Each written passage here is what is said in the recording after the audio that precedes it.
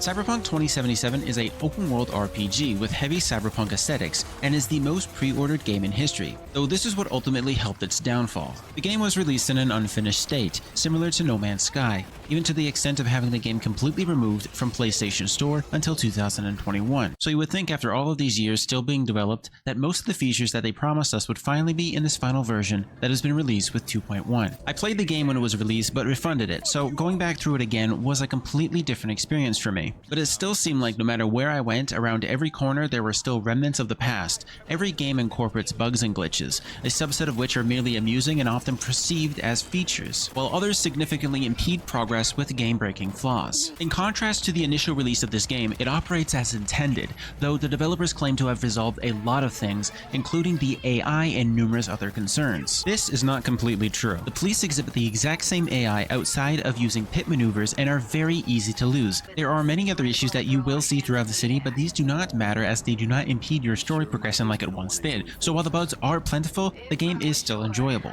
In addition to the base game, there are DLC features such as the Phantom Liberty, which you might think is not even worth your time, but that's not true. Cyberpunk 2077, while terrible on its initial release, has always had a fantastic story. It was an entirely different experience to play through the campaign again for a second time than it was when it was first released. It definitely excels at being a narrative storytelling game. Aside from any negative opinions following the controversial release of the game and its patches that have come afterwards, the game in its current state is actually really good. If you're genuinely interested in world building with deep cyberpunk aesthetics, insanely engaging visual elements, fantastic soundtracks, and excellent voice acting followed by a compelling narrative, then this is one of the most engaging open world cyberpunk themed video games available on the market. This is what the game should have resembled back in 2020. In addition to racing, minigames, parties, side missions, and hilarious interactions, there is much more. The way that the game integrates its features, such as activities, in a way that periodically compels you to complete side missions in order to divert your attention long enough to completely appreciate the world around you, is executed very well. Alongside that, the combat is a lot more fluid than it's ever been. While the AI is still stupid and that's never going to change, it is capable of delivering a fast-paced and visually compelling gameplay experience. I really do hate the fact that I like this game so much this time around. It's a game that was being published as a beta test for at least $100 and then eventually being patched over 3 years to produce a complete product, by that time having lost the trust of everyone around the world. If you feel like picking it up and giving it another shot, I'd go in with a fresh perspective as it will help you fit in.